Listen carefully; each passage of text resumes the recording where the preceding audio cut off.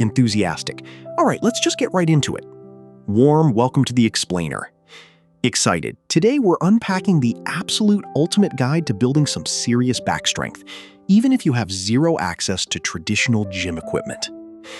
Conversational. Pull-ups are just a god-tier movement for building your back, right? Serious. But they share one incredibly frustrating prerequisite. You actually need something to hang from. Relatable. And look, we've all been there. Energetic, you've got the motivation, you're super pumped to train, and you start looking around your living room for anything. Humorous, maybe you rig up a DIY bar or, hang from a laundry rope that instantly snaps. Humor? Or maybe you make one last desperate attempt on the bathroom shower rod, only to end up flat on your back in the tub. Empathetic, trust me, the frustration of these broken DIY setups is so real.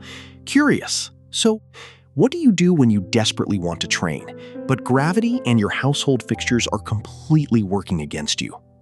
Confident. So, here's our playbook for today. Professional, we're 3. Rules of back training 3. Your household workout arsenal 4. No equipment floor exercises 5. The vertical pulling reality calm. Starting off with section 1, the pull-up bar problem persuasive. The big paradigm shift you need to make here is this: you don't actually need a massive piece of metal bolted to your wall to force your back to grow. Strong? Nope. Confident. You just need to understand the underlying mechanism of a back pull. Professional. Basically, it's a really specific combo of pulling direction, scapular engagement, and core rigidity.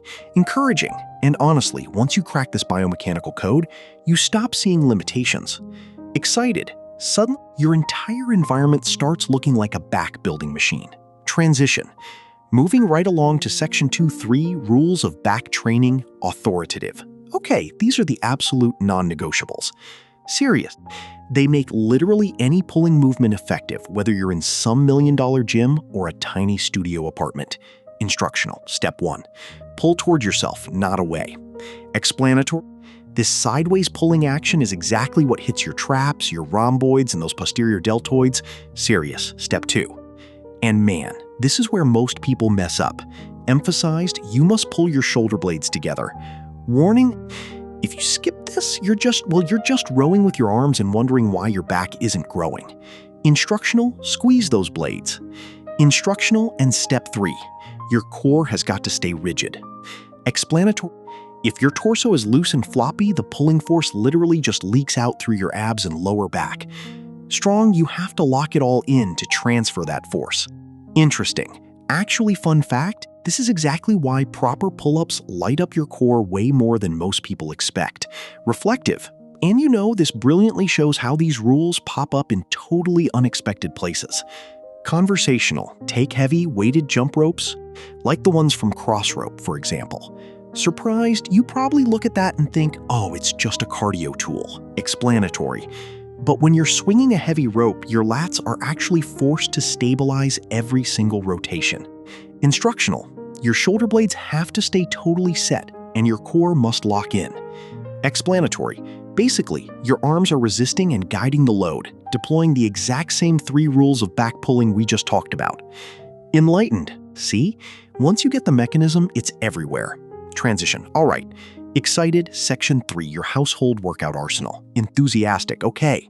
Now for the fun part. Excited, turning your everyday furniture into your new gym. Professional. We're going to break this down into escalating tiers of row variations, all based on progressive overload. Friendly. For the easiest intensity, we've got door rows. Instructional. All you need is a sturdy door frame. Instructional. You just lean back with straight arms and pull your chest to the door. Simple. Encouraging. Once you can knock out 15 clean reps of those easily, you graduate to the moderate level, bedsheet rows. Instructional. Just tie a knot in a sheet, throw it over a closed door, grip the ends, and lean back. Excited, and finally, the big boss, the hardest intensity table rows. Instructional. You literally get under a sturdy table, grip the edge, and pull your chest right up to it. Impressed? Honestly, it is the absolute closest thing to a barbell row you can get without, a barbell. Serious. Now, across all these variations, your form cues are super vital. Instructional. You have to keep your body completely straight. Pull with your elbows leading the way. Warning, and please, whatever you do, never let those hips sag. Serious. If your hips are dropping, you aren't training your back, you're really just hanging there looking tired. Humorous. Oh, and a quick survival warning for your new household arsenal. Cautionary. For the bedsheet rows, your life depends entirely on your knot-tying skills and making sure that door is locked. Humorous. If your mom or your roommate opens that door from the other side mid-set, yeah, you are going down. Humorous. And for table rows, attempt those at your own risk. Cautionary. I can't promise your IKEA furniture will survive a true test of strength. Transition.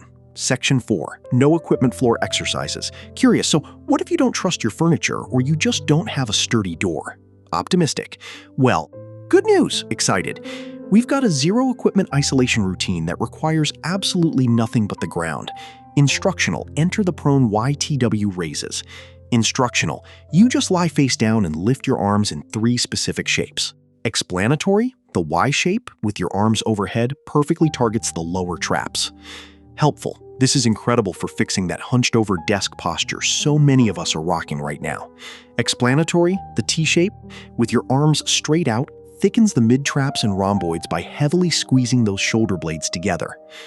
Explanatory. And the W shape, with elbows bent, hones right in on the rear deltoids and rotator cuff to stabilize the shoulder joint. Valuable. These hit all those tiny, hard-to-reach stabilizers that standard rows just completely miss. Reassuring, and I know YW's raises look incredibly easy, but let me assure you, they are not.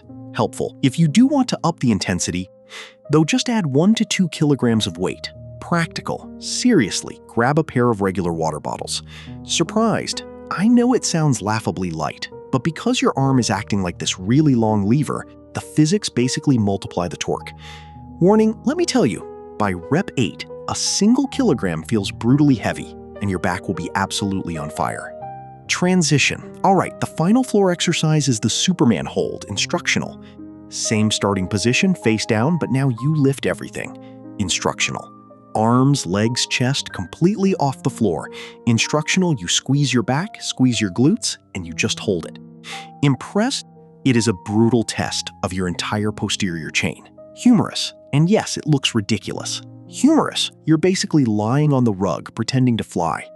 Humorous. Your roommate will probably film you and your cat will absolutely judge you. But hey, it works wonders for your lower back and core. Transition. Finally, Section 5, the vertical pulling reality. Serious. Okay, it's time for a moment of real talk about the biomechanical limitations of the routine we've just built. Explanatory. Everything we've covered today, the door rows, the floor raises, these are all horizontal pulls or floor extensions. Reassuring. Now, don't get me wrong, they are totally unmatched for your traps, your rhomboids, your rear delts, and your lower back.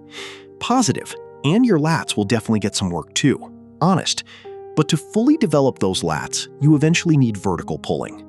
Clear. We're talking pull-ups, chin-ups, literally hanging from something overhead. Realistic. Nothing in our home list 100% replaces vertical pulling if you want your lats to go, as the source material perfectly puts it, full banana. Encouraging. But hey, until you can get your hands on a real bar or a set of rings, here's your action plan. Practical. Pick 2 or 3 of the exercises we've outlined today and just perform them twice a week. Instructional when they start feeling too easy, progress. Help. Change your body angle to make gravity work harder against you, or purposefully slow down your tempo to increase that time under tension. Motivational. This structured approach is going to keep your back incredibly strong and your posture perfectly honest. Concluding. So, there you have it. Summary. We've broken down the biomechanics of the pull, outlined the 3 golden rules, and literally transformed your entire house into a back-building arsenal. Motivational. Now the only thing left to do is put it into practice. Encouraging. Seriously, look around your room right now. Curious? Which household item is going to become your new back gym today? Action. Grab a bed sheet, find a sturdy door, or just hit the floor. Grateful. Thanks so much for joining me on The Explainer, and I'll catch you next time.